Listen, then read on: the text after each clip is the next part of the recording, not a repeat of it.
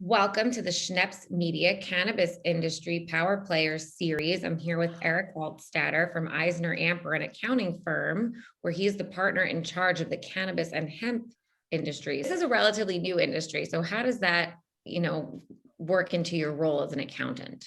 Well, cannabis, as you said, is a relatively new industry. It's almost like the United States after Prohibition, where alcohol was kind of starting up again. It's an industry with it's going through a lot of changes, a lot of growth, a lot of mergers as people start to get or understand the way the industry is moving and how rules and regulations are constantly changing. One thing about cannabis, which makes it separate and distinct from so many other things, is for federal purposes, it's still illegal. Whether it's medicinal or recreational, it's still an illegal drug for federal purposes. But some of the states now have come ahead and said, well, we're going to legalize it in the states. So that's created some tax issues for many of these companies and some operating issues for many of these companies. Some issues as far as moving from state to state with product. Questions about traveling with product. If you go on a plane, you really can't get on a plane with cannabis in your pocket, because then you're in federal territory, which is illegal, even if you're in a state like New York where it's legal. So there's a lot of issues that you have to be careful of and cognizant of, because you can really get yourself in a lot of trouble. You probably don't want to fly these days with cannabis in your pocket. It's probably not the most advisable thing to do. And for tax purposes, these cannabis companies are really put in a tough position because, as I said, for federal purposes, they're illegal.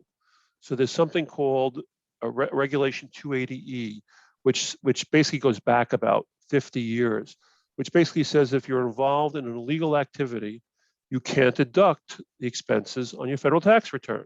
Mm-hmm. So all these companies are selling cannabis that are selling an illegal product, are engaging in illegal activity, in theory, can't deduct all their expenses from their income. So their effective tax rate that they're paying is so high compared to any other commercial business. It's just, it can change in the future. It hasn't changed. We all thought that maybe when the Democrats took control of the White House, the House, and the Senate, that things might change, but that hasn't happened. And I don't necessarily see it changing anywhere in the near future or in the near term. Wow. So then taking that into consideration, what are the solutions that you're able to provide to clients in this situation? Well, we talk to our clients about keeping their books straight and clean and orderly, and really keeping track of what they spend their money on. Because a cultivation, for example, a cultivator, they're growing product. The federal government allows you to deduct the cost of the goods sold. So if you're a cultivator, that's most of your cost is involved in cultivation of the product. So you can deduct a lot more as a cultivator. But if you're a dispensary and you're buying product, you can only deduct the cost of goods sold. So if you open a dispensary and you go in there to buy product, all the salespeople, the rent, everything else that a dispensary incurs is non-deductible. So their effective tax rate is much higher than it. For example, if you went to a liquor store, the liquor store would deduct the cost of buying the liquor, the rent it pays, the salespeople it pays, all the advertising it does in every flyer to get people to come into that establishment. Cannabis dispensary can deduct none of that. The only thing the cannabis company can deduct is the cost of buying the actual product. Wow. So then you at EisnerAmper as an accountant, do you work with law firms or lobbying firms or speak with elected officials about the crossover as these, we're still waiting on rules and regulations. So what's the conversation like with your colleagues in the industry? We do speak regularly, and I do speak with a lot of attorneys.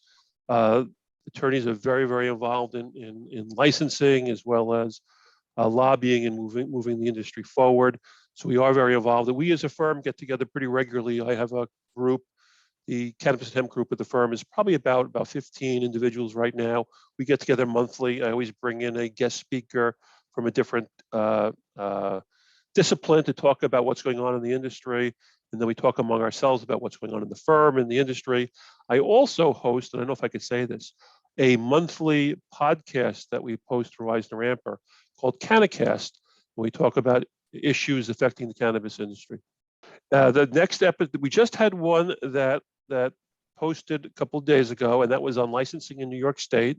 And we're Mhm. doing another episode later on in the month of January, where we're actually talking about a topic that's really interesting now, employee benefits for cannabis companies. Don't laugh when I say it's really interesting.